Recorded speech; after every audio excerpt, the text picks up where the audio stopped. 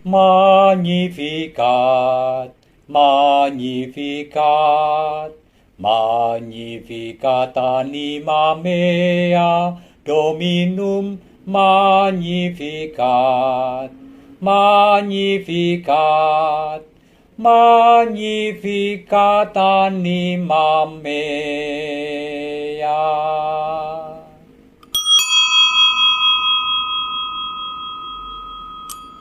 Halo saudari-saudara yang dikasihi oleh Tuhan, terus kita rayakan anugerah kehidupan, amin.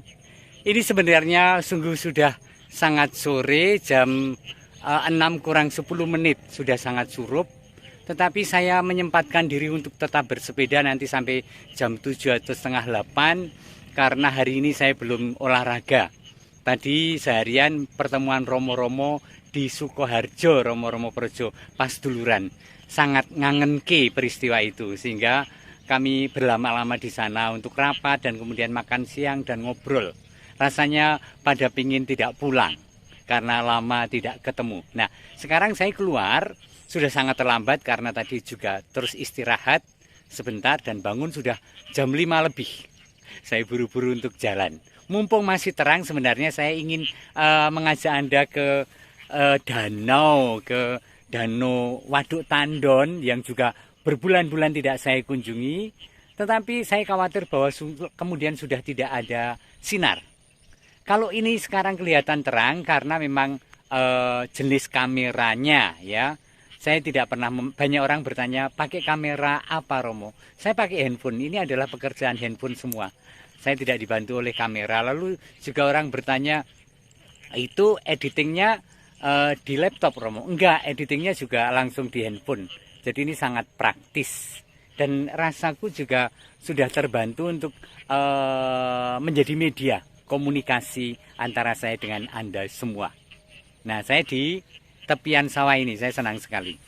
Dari jauh gubuk ini sangat indah, seolah-olah ada di tengah sawah. Ternyata tidak persis di tengah sawah, tetapi bahkan di pinggir jalan ini, ya, jalan tanah. Oh, menyenangkan sekali. Kalau dihayati, aduh, kehidupan itu nggak habis-habisnya untuk berterima kasih kepada Allah atas kehidupan. Maka jaga kesehatan ya. Kesehatan adalah anugerah, dan terutama sekarang sedang virus Omikron ya, yang gegirisi itu bagi siapapun. Yuk bersama saya, walaupun saya juga komorbid dan sudah semakin berusia, saya ingin bahwa diparingi kesehatan dening Gusti Allah.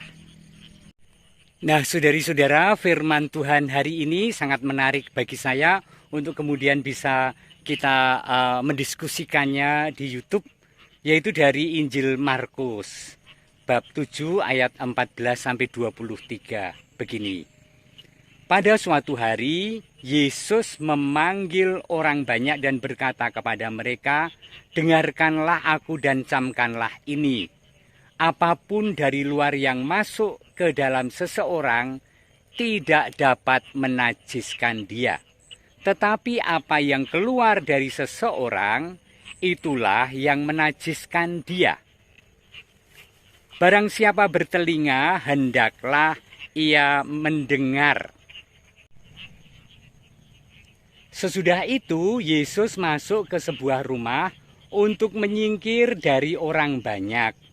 Maka murid-murid bertanya kepada Yesus tentang arti perumpamaan itu. Yesus menjawab, "Apakah kamu juga tidak memahaminya? Camkanlah, segala sesuatu yang dari luar masuk ke dalam seseorang tidak dapat menajiskan dia. Karena tidak masuk ke dalam hati, tetapi ke dalam perutnya, lalu dibuang di jamban." Dengan demikian Yesus menyatakan semua makanan halal. Yesus berkata lagi, "Apa yang keluar dari seseorang, itulah yang menajiskan. Sebab dari dalam hati orang timbul segala pikiran jahat, percabulan, pencurian, pembunuhan, perzinahan, keserakahan, kejahatan, kelicikan, hawa nafsu, iri hati, hujat, kesombongan, kebebalan. Semua hal-hal jahat ini timbul dari dalam dan menajiskan orang. Demikianlah firman Tuhan. Terpujilah Kristus. Marilah kita berdoa. Ya Allah, karena kabar malaikat kami mengetahui bahwa Yesus Kristus Putramu menjadi manusia. Curahkanlah rahmat-Mu ke dalam hati kami, supaya berkat sengsara dan salibnya kami dibawa kepada kebangkitan yang mulia, sebab Dialah Tuhan dan pengantara kami. Amin. Saudari-saudara yang dikasihi oleh Tuhan, menjadi jelaslah dari firman yang kita baca tadi, bahwa tidak ada jenis makanan yang haram dalam agama Katolik, dalam gereja Katolik. Sebab yang haram itu bukan yang masuk, tetapi yang keluar dari diri kita. Sebab segala kebusukan, segala kejahatan, segala keburukan itu keluar dari pikiran dan hati kita. Itu yang mesti kita jaga dan kita haramkan. Apa yang dikatakan oleh Paulus pada surat kepada jemaat di Roma sangat menegaskan soal apa yang telah dinyatakan oleh Tuhan sendiri tentang makanan halal dan haram. Dikatakan demikian, Roma bab 14 ayat 14-17. Aku tahu dan yakin dalam Tuhan Yesus bahwa tidak ada sesuatu yang najis dari dirinya sendiri. Hanya bagi mereka yang beranggapan bahwa sesuatu adalah najis, bagi orang itulah sesuatu itu najis. Sebab jika engkau menyakiti hati saudaramu oleh karena sesuatu yang engkau makan, maka engkau tidak hidup lagi menurut tuntutan kasih. Jelas sekali ya, jangan menjadi batu sandungan bagi saudaramu. Janganlah engkau membinasakan saudaramu oleh karena makananmu, karena Kristus telah mati untuk dia. Jangan menggoyahkan iman karena Kristus mati untuk dia. Apa yang baik yang kamu miliki, janganlah kamu biarkan difitnah. Sebab kerajaan Allah bukanlah soal makanan atau minuman, tetapi soal kebenaran, damai sejahtera, dan sukacita oleh Roh Kudus. Jelas ya? Kisah para Rasul bab 10 ayat 10-16 adalah cerita tentang Petrus mendapatkan penglihatan. Ketika ia lapar, kemudian dia mendapatkan vision.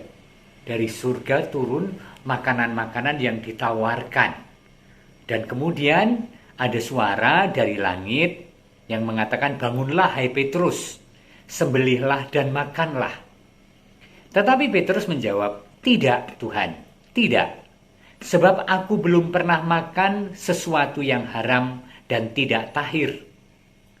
Kedengaran pula untuk kedua kalinya suara yang berkata kepadanya, apa yang dinyatakan halal oleh Allah, tidak boleh engkau nyatakan haram. Dan ini terjadi sampai 3 kali Petrus mengalaminya. Oke, dari firman Tuhan melalui Tuhan Yesus, dari surat Paulus kepada surat di Roma, dan dari pengalaman Petrus dalam kisah para rasul, kita tahu bahwa semua makanan adalah halal. Dengan catatan bahwa tentu saja makanan itu bersih dan menyehatkan. Lalu yang kedua, jangan pernah menjadi batu sandungan karena iman yang berbeda dengan yang lain. Batu sandungan itu misalnya tidak berhenti pada perdebatan tentang halal dan haram, keyakinan dewi-dewi. Lalu juga memamerkan makanan yang haram pada orang yang menghayati bahwa itu memang tidak boleh dimakan. Ya, atas dasar iman dan persaudaraan, kita respek dan hormat satu terhadap yang lain. Amin. Rasanya eman banget loh, saya meninggalkan pemandangan yang seperti ini di tengah sawah. Ini sudah jam 6 lebih. Rasanya ingin tetap senja begini dan di tengah sawah yang sangat indah ini. Tetapi toh akan menjadi gelap walaupun sepeda saya ada lampunya dan lampunya sedang itu nyelorot. Mana sih? Mana sih? Oh itu. Nah, nyelorot. Tetapi kita harus pulang dan terus semangat di dalam hidup. Tuhan memberkati Anda dan keluarga, Bapa dan Putra dan Roh Kudus. Amin. Kita memasuki sebenarnya di siang bagus sekali, tetapi karena malam tidak ada penerangan. Di sana ada rumah depan kita. Oh, kayaknya kalau ada keramaian saya akan melewati kampung itu, kemudian menyusuri jalan-jalan di pinggir perbukitan itu untuk sampai ke Pasuruan lagi, ke Wonogiri lagi. Yuk. Perjalanan pulang saya mampir ke satu pizza, namanya Pizza Venice Pizzeria. Anda tahu kenapa Venice Pizzeria? Karena ada Adolfo, orang Venezuela yang ada di Wonogiri. Keren. Ini enak sekali pizzanya, internasional. Enak sekali. Maka saya mampir. Ini adalah pizza yang saya beli di Venice Pizzeria yang ada di Wonogiri. Pemiliknya adalah seorang Venezuela di warung yang kecil. Masih panas. Berapa harga segini adalah Rp20.000. Standarnya 18, tapi saya tambah topping jadi Rp20.000. Masih panas, tetapi saya tetap ingin memanggangnya lagi supaya crispy, tetapi juga supaya sehat dari COVID. Itu kebiasaan saya untuk terus untuk memanaskan makanan sebelum saya makan. Magnificat, Magnificat, Magnificat anima mea, Dominum Magnificat, Magnificat, Magnificat anima mea.